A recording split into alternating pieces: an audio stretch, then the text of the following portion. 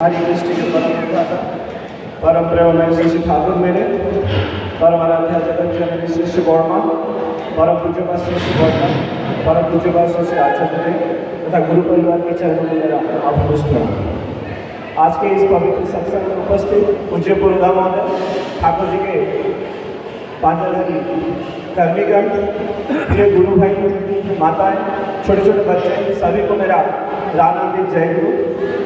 आज का ये जो कुरमंगला का 7वां एनुअल सत्संग हो रहा है, वार्षिक सत्संग हो रहा है, यहाँ पे आप लोग सब आए उपस्थित रहे। ठाकुर जी का महिमा गुणगान करने में हम लोग चेष्टा कर रहे हैं और उस पर आपका सहयोग मिला। सर्वप्रथम में सब जो भी यहाँ पे उपस्थित अनुपस्थित है, सबका मंगल प्रार्थना करता हूँ। सब जैसे ठाकुर जी को जीवन में लेके आगे बढ़े और उन्नति के पथ पर चले।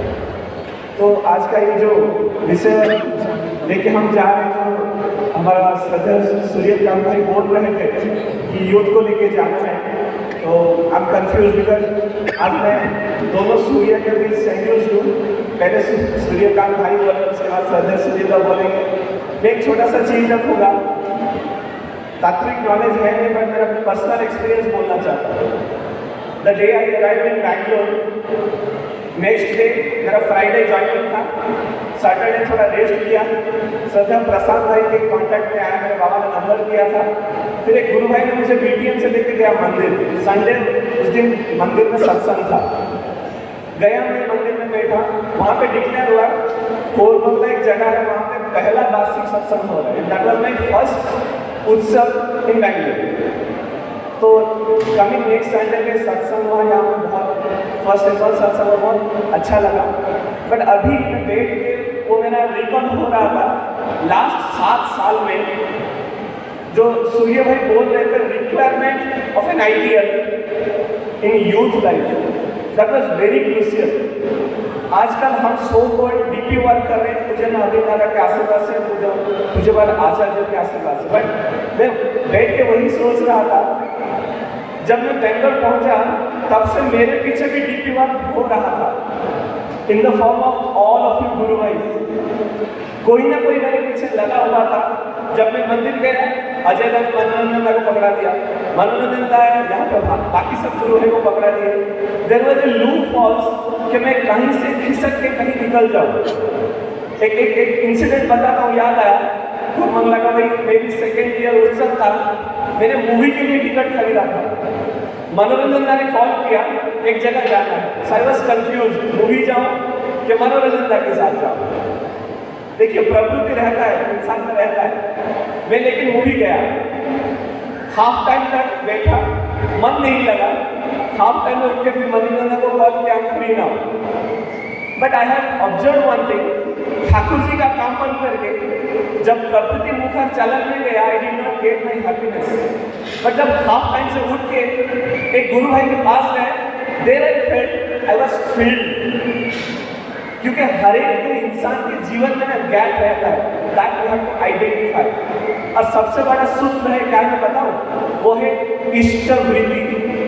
ये चीज मैं क्यों उठा रहा हूँ? The day I left my home, that was 2009, मेरे बाबा ने मेरा अर्ध प्रशस्ति लेके फैमिली कोड अलग कर दिया। मैं सोचा गया मेरा जायदाद, अभी जायदाद नहीं मिलेगा, फैमिली कोड अलग हो गया। But I did not realise that day कि बाबा ने ऐसा क्यों किया।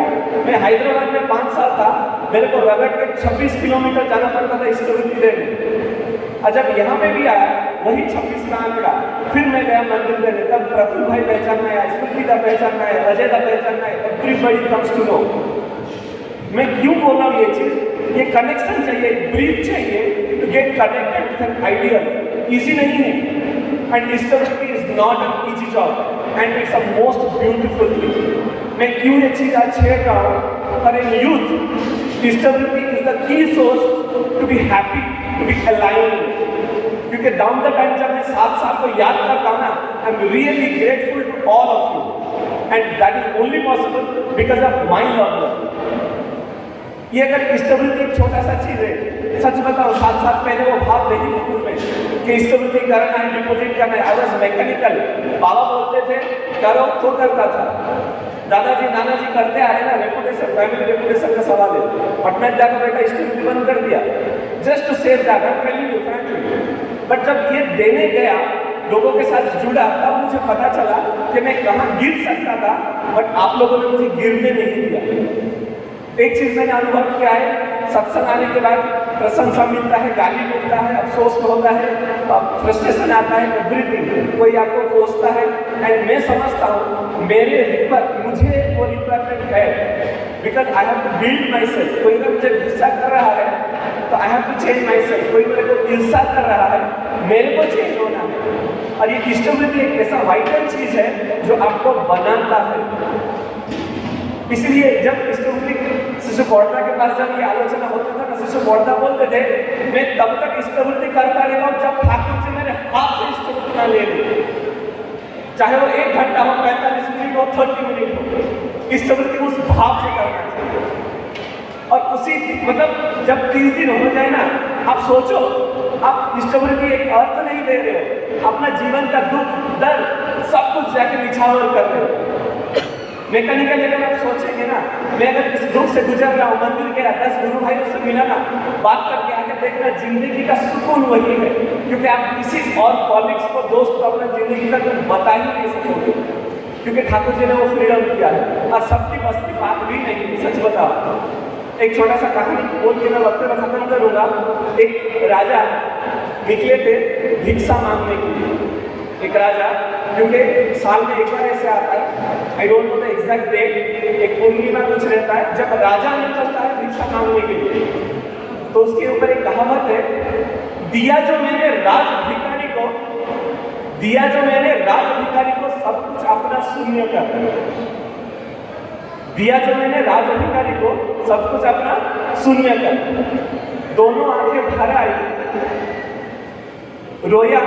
मतलब उसका जो एसेंस है मैं बता रहा हूँ, वो जब राजा आए सवारी लेके भिक्षा मांग रहे, एक भिक्षुक वहां पे जा रहा है, वो पूछ रहा है, राजा बोल रहे मेरे को कुछ भिक्षा दे दो। तो वो भिक्षुक बोल रहा है मेरे पास 4 चावल के दाने पड़े हैं, घर जाकर मैं उसको खाऊंगा। तो राजा बोले मैं तो वही भिक्षा मांगने आया। तो क्या क्या उसने सब नहीं किया, उसमें से 2-4 जो उसका पॉसिबल था उसमें डाल दिया। जब घर जाकर मैं अपनी पत्नी को दे रहा, ये चावल ले लो, इसके खाना बनाओ। तो जब वो उनकी वाइफ खाना बना रही है, वो बोल रहे आज कहाँ गए थे भिक्षा करने? बोले क्यों ना, हमेशा कंकड़ निकलता है, आज मेरे पास 4 सोने का चावल निकला, 4 सोने का चावल निकला। तब वो भिखारी जो है ना रो रहा, क्यों रो रहा है? क्यों ना दिया मैंने अपना सब कुछ शून्य कर। अगर मैं सब कुछ शून्य करके दे देता, जितना चावल देता उतना ही सोना मिलता।